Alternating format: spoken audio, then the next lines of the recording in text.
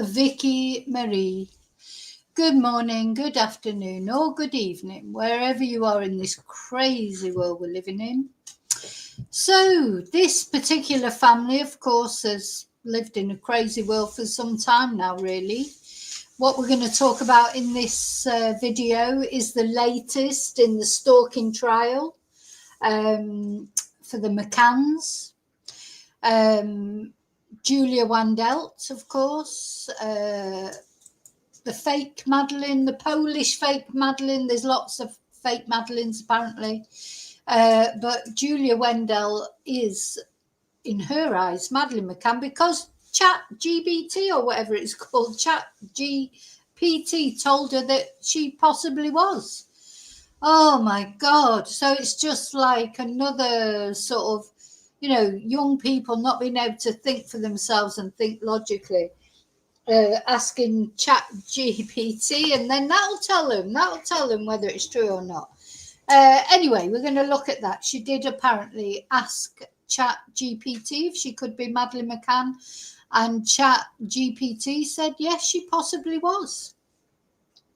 So that was it then, wasn't it? Anyway, we're going to talk about that. We're going to talk about the latest in the trial. So the trial resumed yesterday, Monday. We're going to talk about what came out during that trial, what the police have got to say about the DNA tests that they did when Julia was arrested in May. So more information coming out about that. And I'm going to follow this through to the end and see what happens to Julia. Personally, in my personal opinion, Julia is quite a sad sort of case. She has got these mental health issues, but she also is a total narcissist because she doesn't care what mental health issues she's given to other people, like the McCanns. So, whatever we think of Jerry and Kate and how they shouldn't have left their kids alone together, did they have anything to do with Madeleine's disappearance, blah, blah, blah, blah. Doesn't matter what you think. Sean and Amelie, in particular, are completely innocent. And Julia, of course, has been stalking the whole McCann family. And this, of course, is her sidekick, Karen Spragg, an older woman who should know better, a woman in her 60s, that's been encouraging Julia.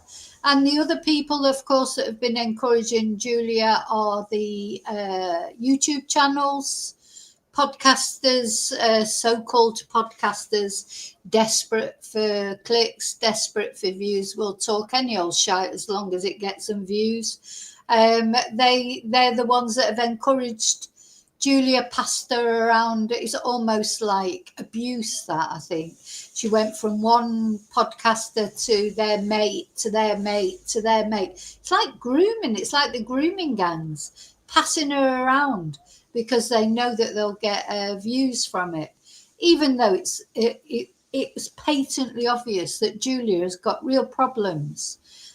And of course, she, claimed to be two other missing children as well. So it's not just Madeleine that she's claimed to be. There's others. And, it's shameful, really, how podcasters and men have treated Julia.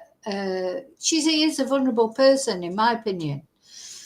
Anyway, all that has culminated, all that helpful things that people have done, like Karen and these podcasters and her so-called friends, has landed her in prison, because it just went on too far, didn't it? And in the end, the McCanns, and I don't blame them, for once they were thinking of their children. They might not have thought of them that night when they left them alone in an apartment to, have a jolly with their friends. But they're thinking of them now because that was the last straw when Julia started stalking Sean and Amelie. That's when the McCanns went to the police. And I just don't blame them. You can't blame them. So, as I say, regardless of any personal feelings you might have towards them, Sean and Amelie did not ask for any of this. They've made a life for themselves, but they will always be the siblings of the most famous missing child, if you like. And that's a hard thing to live with. So they've done well. So Jerry and Kate must have protected them. They must have done something right in the end, of course, because they seem to have turned out like, they've been successful in what they do. And they seem level. I mean, who knows what happens behind closed door? We don't know. Closed doors. But of course, Julia won't have helped with whatever they're having to deal with. Julia won't have helped at all, will she? So, yeah, there they are. That's the McCann family now. Unfortunately, one person is missing, of course, which is Madeleine. And Madeleine was lost all those years ago. She was only 3 years old when she was allegedly abducted from the apartment. Something happened to her because she's never been seen since. She's never going to be seen alive again. I don't believe for a minute she's alive. I'm sorry, I just don't.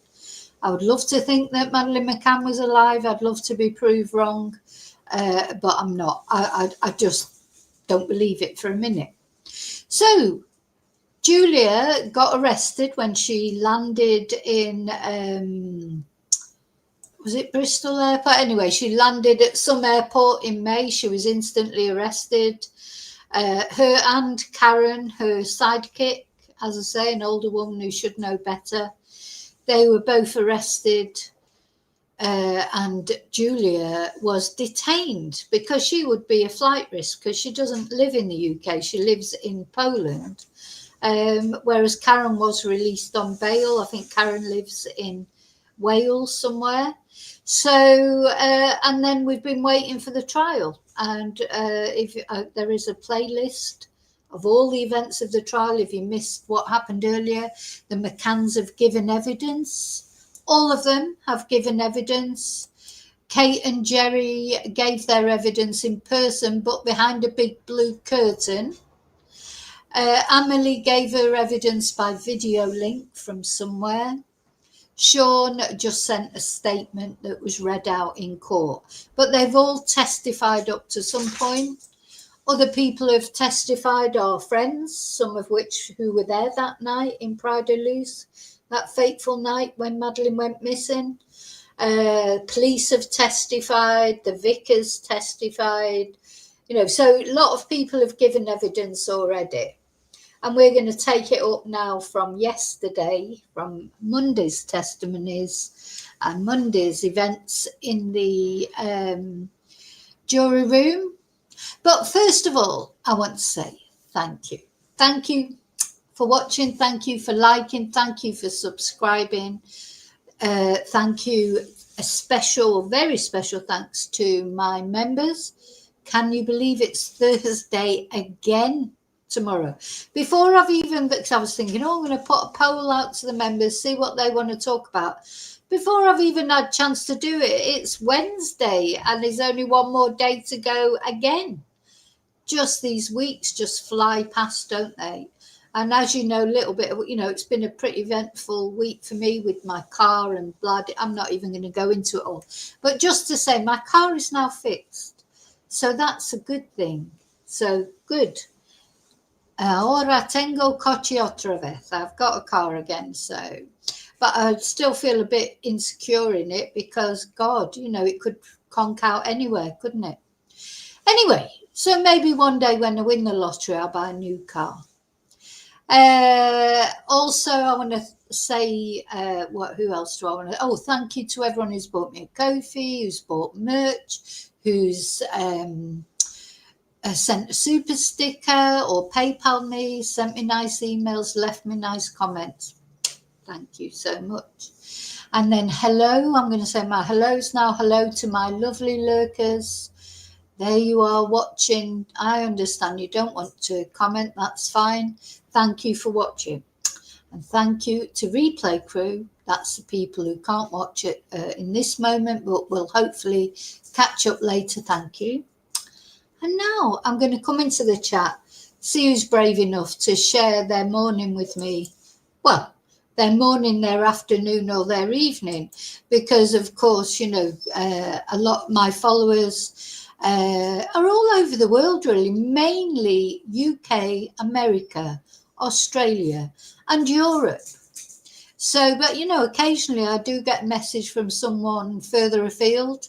But yeah, it's good that we are a global community, which is nice, isn't it? This could never have happened, could it? 10 years ago. These are the good things about the internet. People, well, probably we did have the internet 10 years ago, but whenever the internet, it's got its bad things, because we get to hear of all the bad things happening all over the world, which really don't affect us sometimes. But we get to hear about it because it's this doom scrolling things like, oh, that's happened in Australia, oh, that's happened in China, oh, that's happened in Timbuktu. And sometimes that can be depressing, but also it's got its positive thing that we can make friends all over the world. We just find like-minded people, don't we? Doesn't matter where we come from, doesn't matter where we live. We are all snowflakes, individuals, aren't we? And but in our individuality, we've come together and found commonalities between us, even though we may be very different in lots of ways. So that's nice, isn't it? Oh, in fact, I've got something. I'll do it at the end, I think. Or yeah, I've got a very special poem. Oh my God, the wind's really getting up here. I've got a very special poem that I want to read out to you. I'll do that at the end, I think. So it'll cheer you all up. Where's my dogs? Oh yeah, there they are. Okay, so let's see who's here. I thank you for being in the chat and engaging in my chat. And of course, most important thing is to remember to like and subscribe. Hi, Lily. Hi, Tracy. Yes, Lily, thank goodness. You know what? It was the simplest thing. It was like literally a 5-minute job. It was a fuse. Like last time. That's actually what happened to it last time. Hi, Blue. Haven't you got bad weather there in Australia? Where are you? Are you near Melbourne? I can't remember if you're near Melbourne but I was reading that the weather is expected to be quite bad there, because you must be just coming out of winter now, are you? Anyway, so yeah, we're all in different seasons. For anyone who doesn't know, although I'm British, I live in Spain. It is 22 degrees here in Spain, but it's quite windy. I mean, it's lovely. It's nice. It's not cold wind, but it is quite windy. It's 22 degrees. Melbourne. So yeah, raining. Oh, God. That's quite a big gust of wind, but I don't think we're due any storms or anything, as far as I know. Okay. So yeah, I'm sure they said the weather forecast is worse than the actual weather. Yeah, do you know what? But do you think, I've got a theory about this. I think they're always telling us one way or another we've got terrible weather to come. They're trying to get everyone to stay in, aren't they? They don't want people going out and, doing anything. I don't know. It's very weird. There's always a chaos at an airport somewhere, or a problem with this or a problem with that. It's all just designed, isn't it, so that you don't live. I think sometimes it's just all designed to sort of keep you indoors, which for me is fine, because I quite like being indoors. I'm not bothered about going out. I never have been. I'm one of those people that sort of enjoyed COVID in a weird way, because it meant I didn't have to make excuses not to go out and socialize. But it's for a lot of people, of course, COVID was absolute hell, because some people just have to go out and have to, we're all different. As I say, we're all snowflakes. We're all different in our ways. So if during the COVID lockdowns and that, you're a person who was, likes to go out a lot or do things a lot, that would be really tough for you. But if you're a bit more introverted and you can occupy yourself at home on your own, which I can do, and never get bored, ever, never, ever, ever, ever get bored in my home. There's always something to do, be it fun, like, doing my YouTube or whatever, or not fun, like cleaning, but I don't mind. I like being at home, but there's a lot of scaremongering in all, even with traveling and things like that. Have you noticed that? It's always a chaos. Oh, it's normally, especially in Britain, I think they try and get people to stay home because British people like traveling, don't they? They don't want you to go to other countries and spend your money. They want you to spend your money in rip-off Britain, where it costs a fortune even just for a coffee and a cake. So they don't want you to go to Spain or Greece or these places because they don't want so they try and scaremonger you into staying in the UK. But most people, especially if you've got a family to pay for, you can't afford to go on holiday in the UK, can you? So anyway. Okay, let's get on with this. You know what I'm like. I'll start waffling and that'll be it. I'll be waffling on like mad.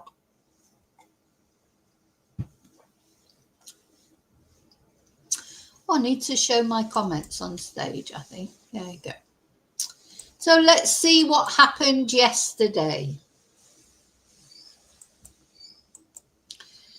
So we're looking at the Mirror because that was the only one that I could find, the Daily Mirror and their updates.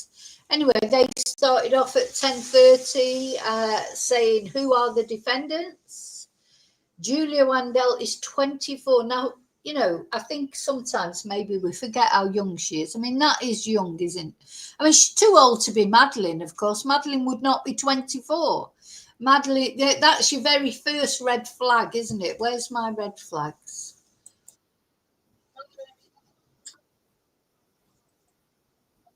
Yeah, let me put some red flags up. Very first red flag is Julia. She's too old to be Madeleine. She cannot be Madeleine just because she's quite a few years older, a couple of years older than her, God's sake. So that's your first clue, isn't it? First clue. She's too old. I want to put my waffles up as well because I did a bit of waffling. So yeah, that's your very first clue that she's not Madeleine. She's too old to be Madeleine. 24. And from Poland, she is accused of stalking Maddie's parents, Kate and Jerry McCann, and is alleged to have attended the family home in Leicestershire. So yes, she even went as far as to go to the house of the McCanns and frightened, as I say, poor Kate. I did feel sorry for Kate. I think if one thing that Julia has made me do is actually feel sorry for the McCanns. I didn't necessarily feel sorry for them before. I don't mean Sean and Amelie, but, because I always felt like it was wrong what they did to leave the kids alone there. And, I've always had this feeling, but it is only a feeling. I have no proof, that they do know exactly what's happened to Madeleine. But certainly Sean and Amelie have done nothing. They were two years old when Madeleine was snatched. They were in the same apartment, and it must cross their mind quite often that it could just have easily been one of them that was snatched. If Madeleine was snatched, it could have been one of them. It must cross their mind, mustn't it? It could have been all three of them. So personally, I think the McCanns themselves, they should count themselves lucky they didn't lose all their children with their negligence. And they've never faced any criminal charges for negligence or anything like that. Anyway, she's also accused of sending a letter, calls, voicemails and WhatsApp messages to Kate and Jerry McCann and sending Maddie's siblings, Amelie and Sean, messages. And her co-accused, Karen, 61, of Caerau in Cardiff. I probably pronounced that wrong. I'm sorry for anyone from Cardiff. She's charged with one count of stalking, and the offences are alleged to have taken place between June 2022 and February 2025. And there's your artist impression of them in the dock. I don't know if that's a good artist impression or not. I think Julia Spragg looks, Julia Spragg, Karen Spragg. Who does she look like there? She looks like a man, some comedian. I don't know who it is. It's so, yeah, I would say that's not a brilliant image of Karen. She reminds me of, I don't know, is it Paul O'Grady when he's in drag? I don't know, but yeah, not the best picture, I don't think. If I was Karen, I wouldn't be very happy with that. But of course, there's no photos allowed to be taken, so all we've got are the court impressions. So, Maddie's DNA. So, a lot of people talking about the DNA. So, Julia had kept saying, you know, she had 69% match, blah de blah de blah de blah, and she wanted a DNA test. And we were all saying, you know, why don't the McCanns just give her a DNA test? You know, just to shut her up. Do you know what I mean? But anyway, it turned out then, it transpired late last week, the police said that she was tested. She was tested when she was arrested in May, and it was proven conclusively she is not Madeleine. And they told her that, but she still will not accept it.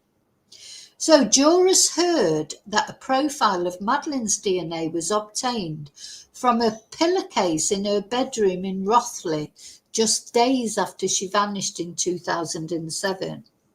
And a second DNA profile was obtained from a neonatal blood test taken shortly after she was born in 2003.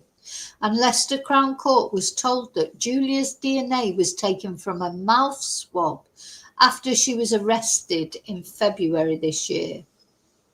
Well, I thought it was May. No, it's February. Well, was it? Anyway, it doesn't matter. So, DNA results. Jurors at Leicester Crown Court are now hearing from forensic scientist Rosalind Hammond. She explained how individual DNA results are the same, whether they're obtained from blood, saliva, or hair roots, and the jury is taken through the technical details of the DNA results. And the court heard forensic scientist Miss Hammond compared the DNA profiles of Madeleine and Julia, and she told jurors the profiles from the two samples are different. Julia Wandel cannot be Madeleine McCann. Miss Hammond also compared the DNA profiles of Wandel and Madeleine's parents, Kate and Jerry, and she told the court the DNA profile of Julia shows she is not the biological child of Kate and Jerry McCann, and neither is she the biological child of either one. You know, you feel like that needs to be tattooed on someone's forehead, because people just won't have it. I think whatever, I've noticed it in the comments from my videos. Just like Julia, there are many people out there, they're just not having it, you know. You know, you could literally, Madeleine could walk in to them, could reappear tomorrow, and people still would say, oh, well, Julia, she does look a bit like, oh, yeah, she looks a bit like Emily. Oh, well, she did have 70%. Sometimes people just won't accept what's right in front of them. She is not Madeleine McCann. You know, she just isn't.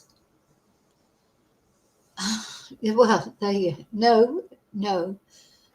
Right. She wasn't an IVF baby in the sense of she had a different father. Do you mean IVF? It was Jerry's the father, the biological father of Madeleine.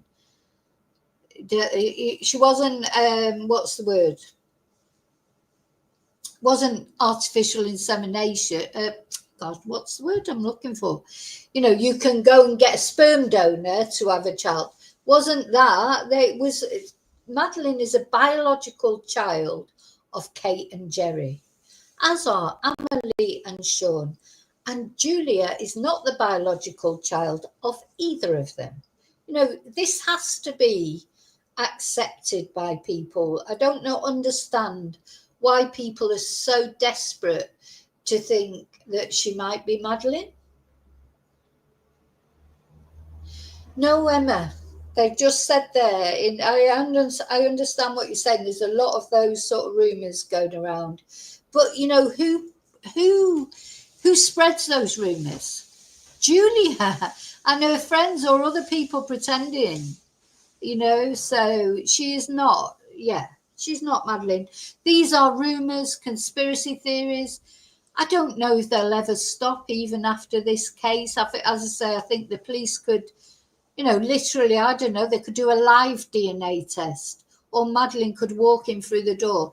People like Julia, Karen Sprague, some of the others that have, and you know what? Those people that have encouraged Julia, they haven't done her any favours. She's going to get a prison sentence. So if they really cared about Julia, they would not have led her to this point. She's been manipulated by people who should know better. But also, she should know better because she hasn't cared about Amelie's feelings, Sean's feelings. She hasn't cared about the McCanns. She hasn't cared about anybody else's feelings. So, you know, I have this sort of limited sympathy for her. I feel like I should feel sorry for her because she's obviously a bit of a Fruit Loop. Sorry that she is. She's definitely got mental health issues, but she's been offered help. Her own parents, her real parents, have tried to help her, and she just, she's treated them badly as well. So my sympathy for her is limited by the way she's treated other people. So it's difficult to feel. Oh, Blue, that was it. Lily Savage, yeah. Sorry, that was exactly who I was trying to think of. Yeah, Lily Savage. She looks like, doesn't she? On that, unfortunately these court artists. Yeah, that's it. These court artists, they're not very flattering, are they? We saw that with every trial that we've ever looked at. So I think, at the end of the day, this is what the police are saying. She cannot be Madeleine McCann. She's not the biological child of Kate and Jerry, and she's not the biological child of either one separately. Anyway, I hope people will accept that. And but I think a lot of the rumours, they're propagated, as I say, by content creators. Content creators are not content creators. They're just, I don't even know how to describe them. But, they don't care about the truth. They don't care about who they hurt either. So the court heard forensic scientist Miss Hammond compared the DNA profiles of Madeleine and Julia. Oh, I've just read that, sorry. The Find Madeleine website. So the court is now hearing from Stacey Gorman from Washington, D.C., who runs the Find Madeleine website. She said the website received an email from Julia in June 2022. So don't forget, this has only started, it's only been a couple of years as well. So we're now in 25. It started in 2022. Before that, Julia was pretending to be other children. Julia sent another email in August, which Miss Gorman forwarded to Scotland Yard detectives.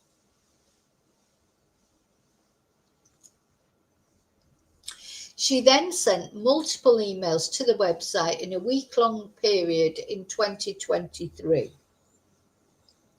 And she said, Miss Gorman said the contact started up again in the summer of 2024. She was demanding a DNA test and she was still claiming to be Madeleine. In a message addressed to Kate and Jerry sent to the website in October last year, Julia allegedly told the couple, "I'm related to you." And she added, "I'm not crazy, not a liar. I'm trying to prove who I am. Please help me."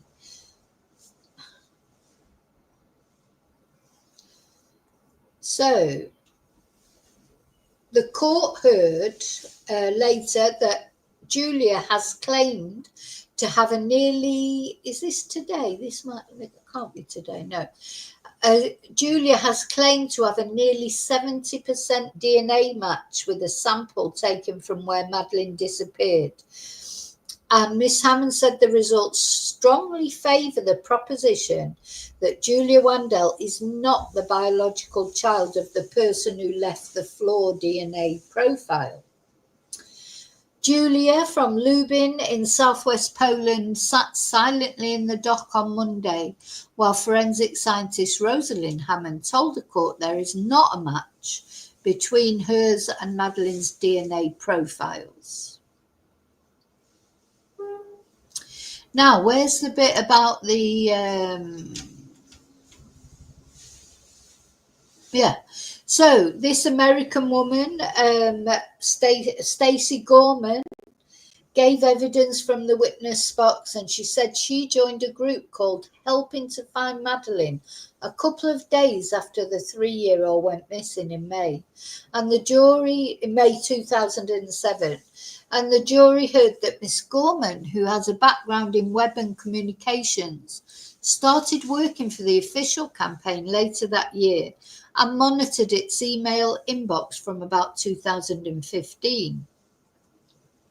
When she was questioned about the emails from Julia, which started in June 2022, she said, when it first started, I felt very sympathetic, and so did Jerry and Kate. They showed her a lot of grace. As time went on, I became concerned because she had a big following on social media. Julia's contact was not aggressive, but a lot of the other people were extremely aggressive. They were talking about conspiracy theories. And speaking about whether Wandel's actions may affect the investigation into Madeleine's disappearance, Miss Gorman said, yes, if people thought Julia was found or that Julia was Madeleine, people would stop looking for Madeleine. It was in the news too, a lot of press. So apparently she emailed the Find Madeleine website claiming to be Madeleine, and this then was initially forwarded by Miss Gorman to Operation Grange. Oh, look at Madeleine here. Oh, we saw a little bit of... Seeing Madeleine is very sad, isn't it? Something happened to that little girl. Anyway. So when she was asked how often Julie would send emails to the campaign, Miss Gorman described them as persistent and frequent. So, there she is. Oh, she's a little cherub. So, yeah, something happened to her. Where is she? What did happen to her? If she is not alive anymore, then where is she? Where's her body? Now, what I want to talk about now is this claim that, so, alleged stalker asked ChatGPT if she could be Madeleine McCann. I mean, look, I know people use, so I just don't like it. I don't like ChatGPT. You know, think for yourself. You don't need to ask AI if you're Madeleine McCann. She obviously is not Madeleine McCann, is she? You know? I don't think you need to ask AI for that. But anyway, there you go. That's the modern world that we live in. So jurors were told that the AI chatbot suggested there was a possibility Polish national Julia Wandel could be Madeleine when she used it to compare her DNA to other genetic profiles, but also told her that more evidence was needed to confirm it. So you can just imagine Julia, can't you? She's asked the AI. The AI's told her there's a possibility, but she needs more evidence. So then she starts stalking the McCanns, you know, to try and get this more evidence.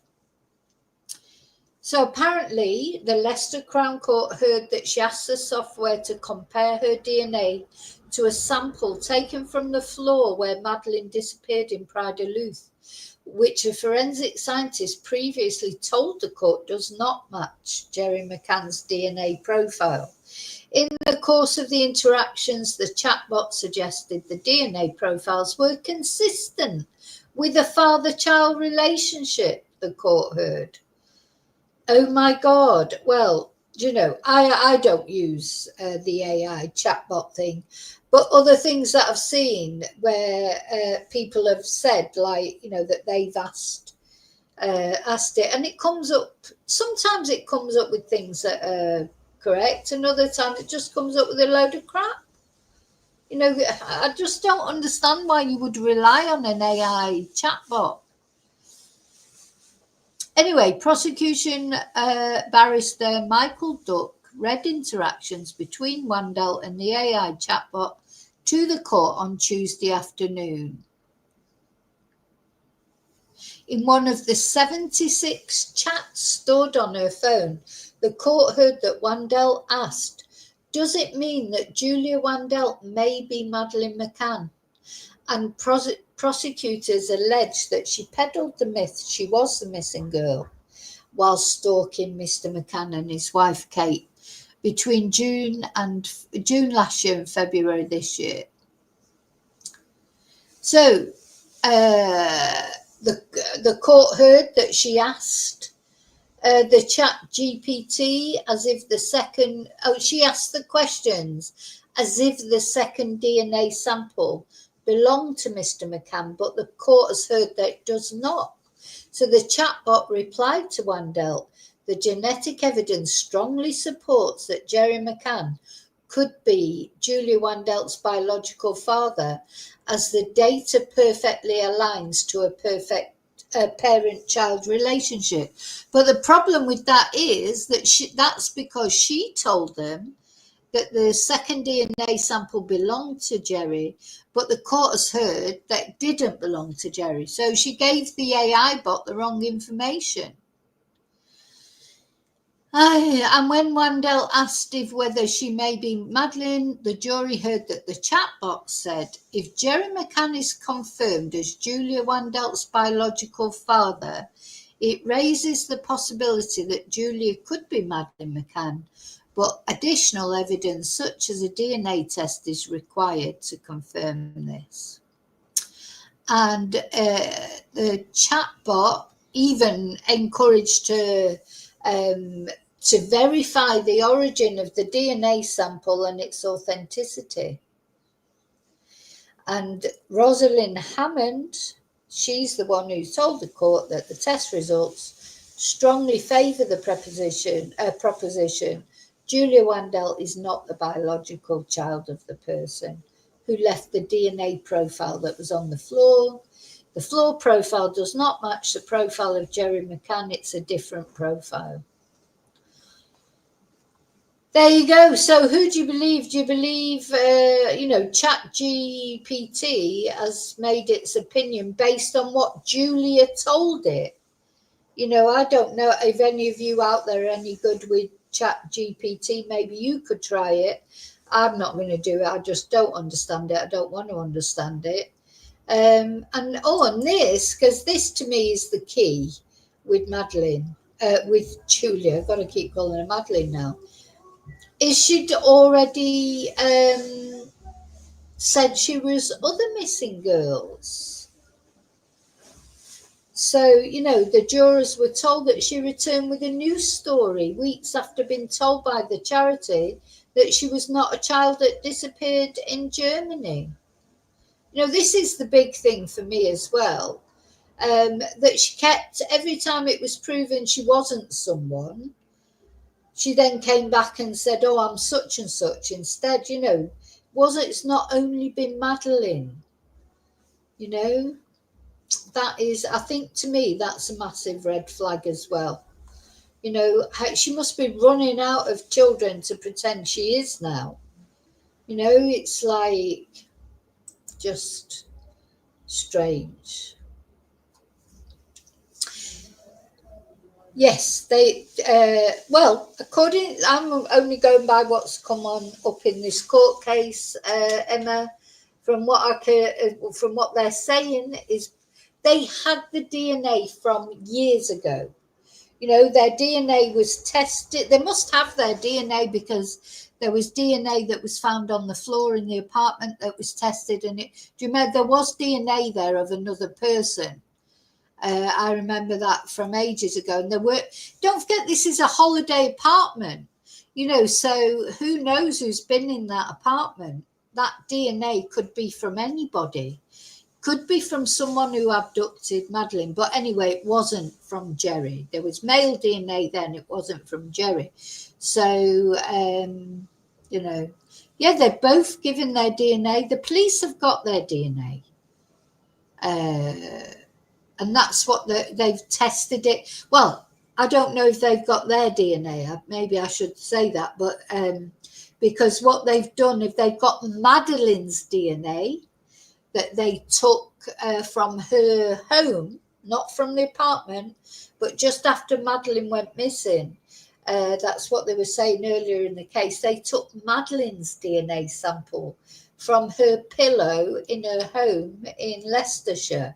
And they've tested that against Julia's DNA, and she's not Madeleine. I mean, that's even more, you know, she's not related to Madeleine or anything to do with Madeleine. Also, she's had her DNA tested herself, and she's of Polish origin, you know, completely, like fully. You know, she just, this woman is in denial. And as I say, I don't, do you know why I think I don't know that the McCanns will ever sort of turn up. You know, you just think, oh, why don't they just go along, do a DNA test with Julia? So part of me thinks, you know, they don't want to do that because they like the smokes and mirrors, I think, smoke and mirrors, you know, because you know, if I was going to say my honest opinion, and it is only my opinion, and, you know, I have no evidence, really, not proper evidence, is that they do know what happened to Madeleine. They know she's not Julia, not only because she doesn't look, she's not Madeleine, not only because she doesn't look anything like their family, but because they know for 100% she's not Madeleine. That's my own view. But then it stirs the water a bit, you know, and because they didn't go to the police until she started stalking Amelie and Sean, did they? So, you know. Anyway, so I think that's where we are now. I don't think we know anymore. Let me just check. Because so the trial actually has been Monday, Tuesday, today's Wednesday, of course, and it will continue. But I think I think they're both going to get found guilty. This is my opinion. Again, I don't know, but to me, of stalking, I mean, there's no doubt that they have stalked. And stalking is a horrible experience, whoever you are. So I think they're going to get prison time. But what will happen to Julia, I don't know. Will she be deported to do her prison time back in Poland? Karen Sprague, well, she's British. She lives here, so she'll do her prison time here. I think they'll both get prison time if they're found guilty. You know, so a lot of this has come from the fact that Julia asked the ChatGPT if she could be Madeleine, and it said possibly, but that was on the basis of false information, really, that she'd put in. I mean, the thing about ChatGPT, it can only be as, well, like people, really, it can only be as accurate as the evidence allows it to be. You know, it's if you went into ChatGPT now and put a load of false information in, you could come up with any answer that you wanted, couldn't you? So anyway, this girl, Don't know what's going to happen to this girl, really. You know, I worry about her, but then she's her own worst enemy, you know, and she, as I say, she does not worry the pain and distress she's causing not only to the McCanns themselves, Kate and Jerry, but to Madeleine's siblings, who have done nothing wrong to anyone. Who literally just happened to be 2 years old, just discarded and left by the parents while they went boozing it up with their friends.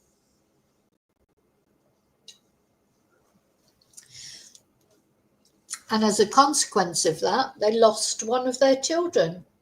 But then they still kept putting their other 2 children in the kids' club, didn't they? You know, I wonder what Sean and Emily think of that. Oh my God, I know my son would go mad. He goes mad about everything I've ever done wrong as a mother. You know, that's what kids do, that, don't they? They don't, you know, when they get older and they start sort of saying to you, oh, why did you do that? And you did this, you know, because nobody's a perfect parent, are they? But, you know, I certainly never left him at 2 years old. Even, you know, like I could have left him and gone to the restaurant at the end of the road. It's nearer than they left their children when they, because I've been there, I've seen it. The restaurant at the end of my road is closer than that restaurant is to where their children were in an apartment alone. And I would never do it. You never do it. How could you do it? Leave a 2-year-old like that and go off to some restaurant at the end of the road. Yeah, that's wrong. And they should have been held accountable for that. But they weren't. They never will be. You know, they're never going to be held accountable. The McCanns, and not only that, I think the problem for me as well is they've never even said sorry for that. They doubled down. Oh no, it was fine. It was fine. You know, they've never said, oh yeah, we should never have left those children alone like that. You know, never, ever have said that.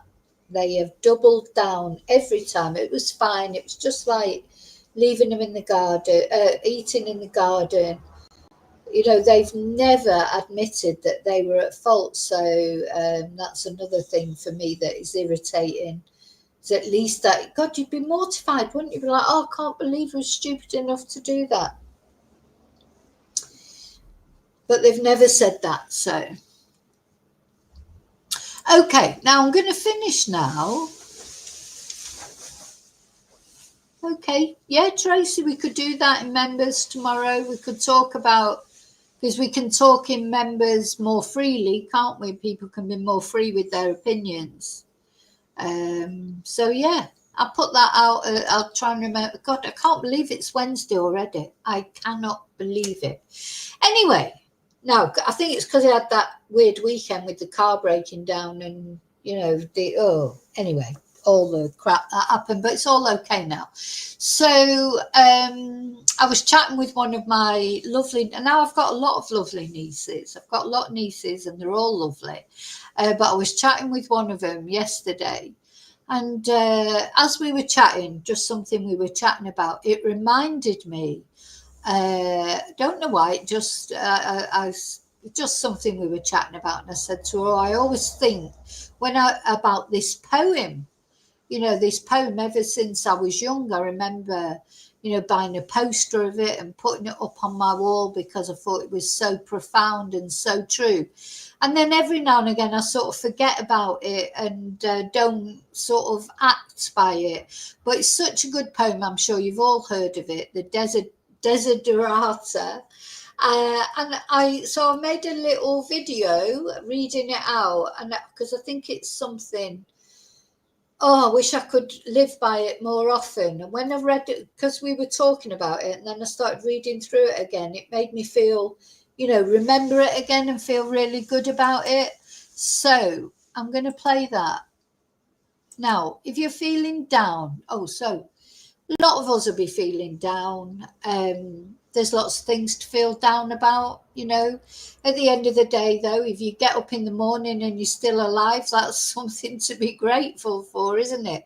There's always little things to be grateful for, you know, getting up in the morning, making yourself a coffee, going through your routine, taking your dogs out for a walk, feeding your cats, looking after your kids, giving your husband a kiss or your wife a kiss or your boyfriend or your girlfriend or, you know, whatever is floats your boat.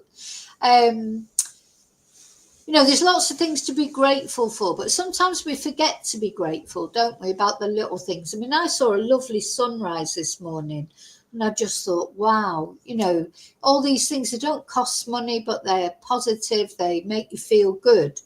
And this poem reminds us of all this. So I'm going to play it.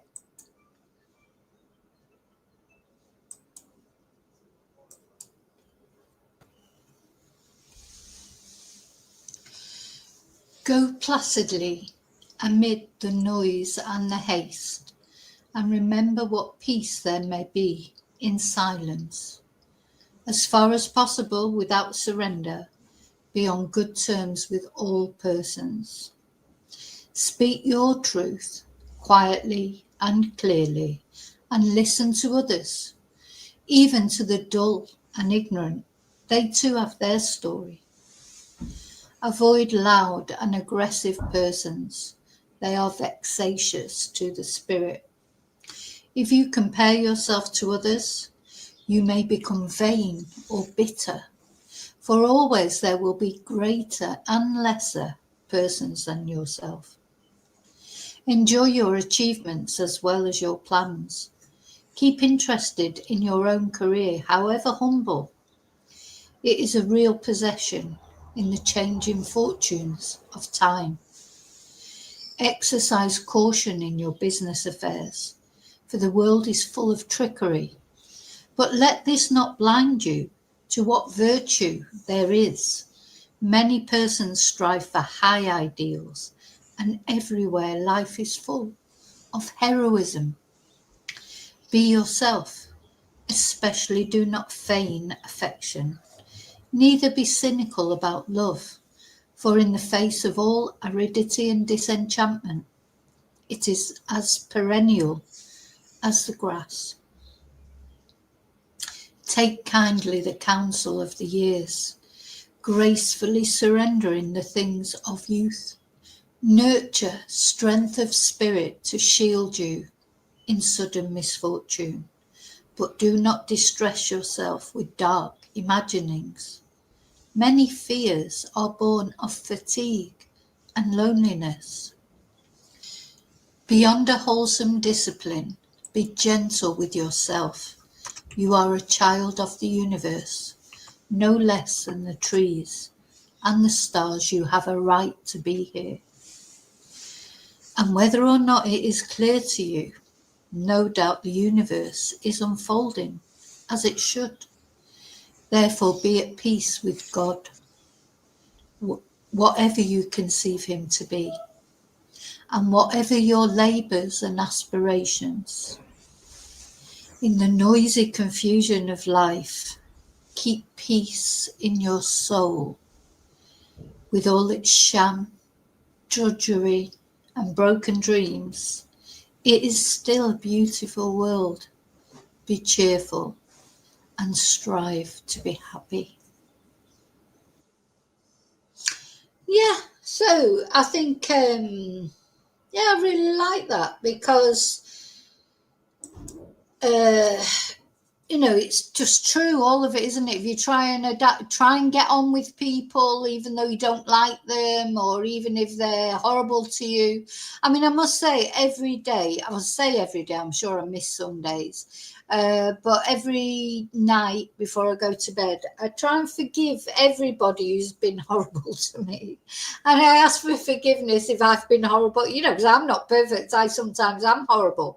You know, we're all horrible at times because we're all human beings. You know, sometimes you just react to things and you react in a bad way. And afterwards you think, oh God, I should never have said that or done that or looked at that person like that, or, you know, so every night I do forgive people who've been nasty to me, and ask for forgiveness for anyone I might have been nasty to. Sometimes you don't realise you're being nasty, not.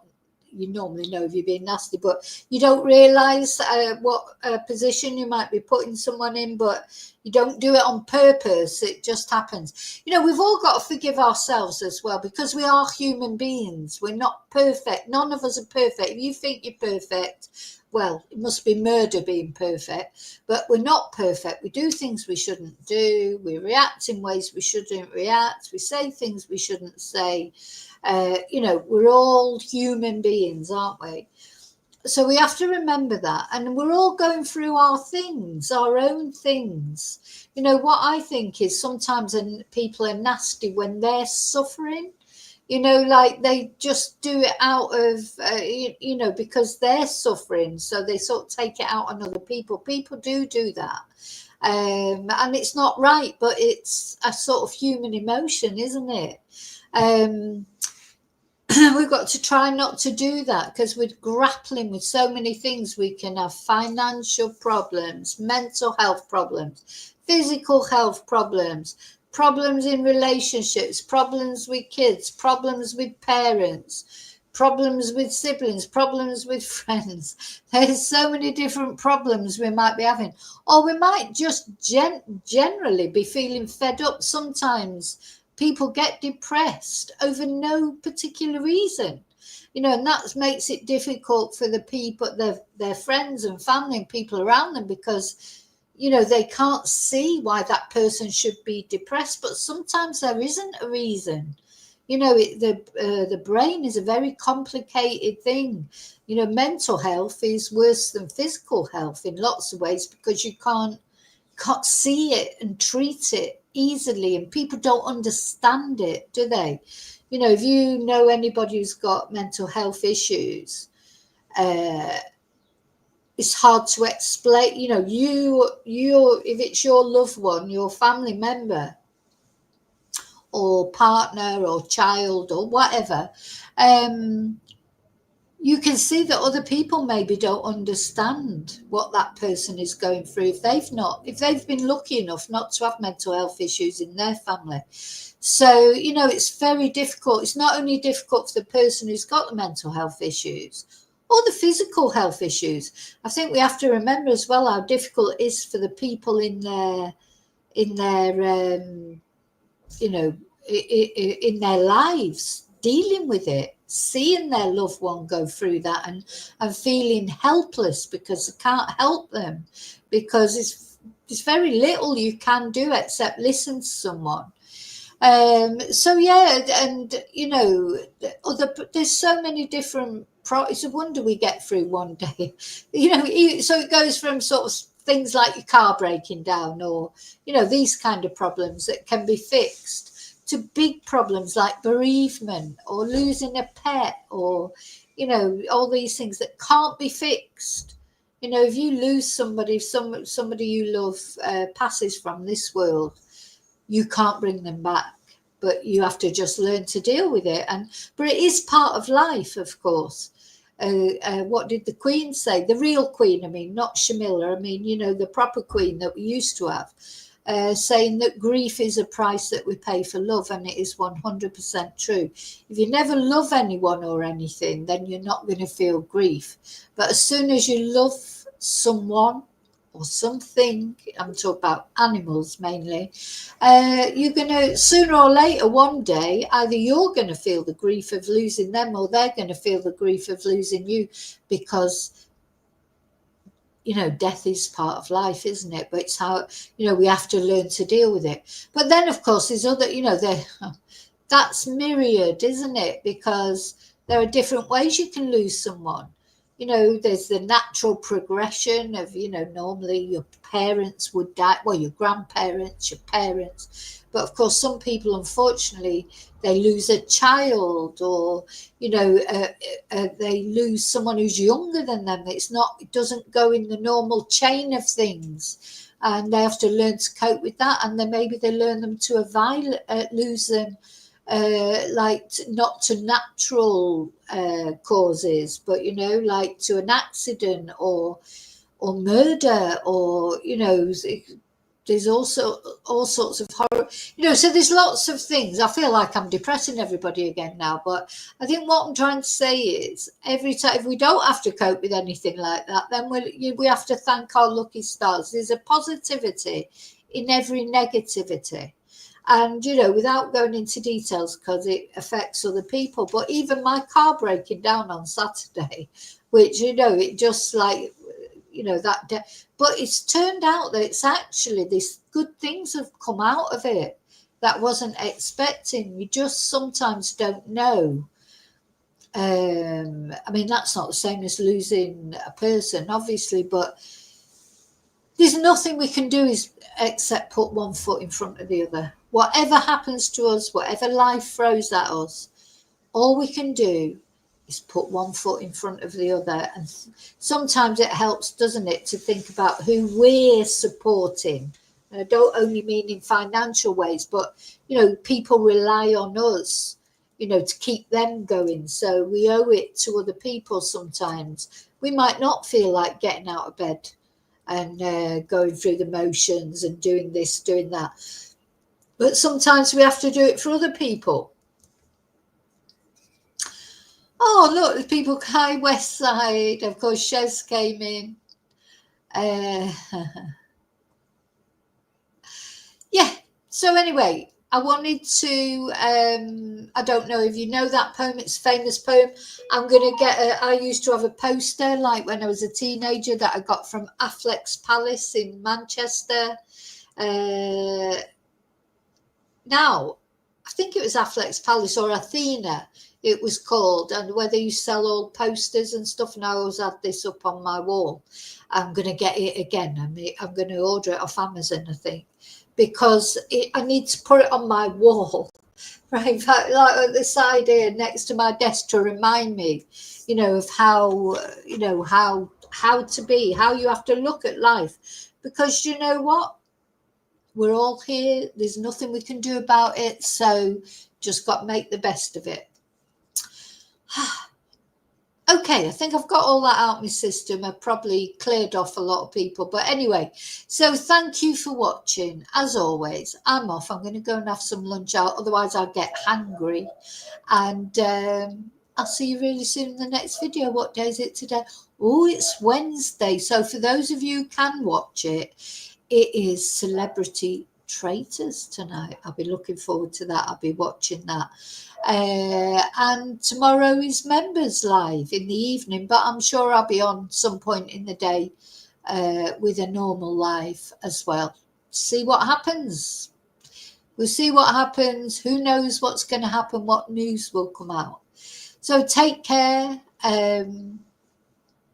Don't forget to like and subscribe. That's muy importante. It's very important to like and subscribe. And that is, of course, a completely free way you can support my channel if you want to. I mean, become a member is a better way and join us in the Members Live tomorrow. But if not, please like, please subscribe. I'll see you really soon in the next video. And until then, may your God go with you. Bye.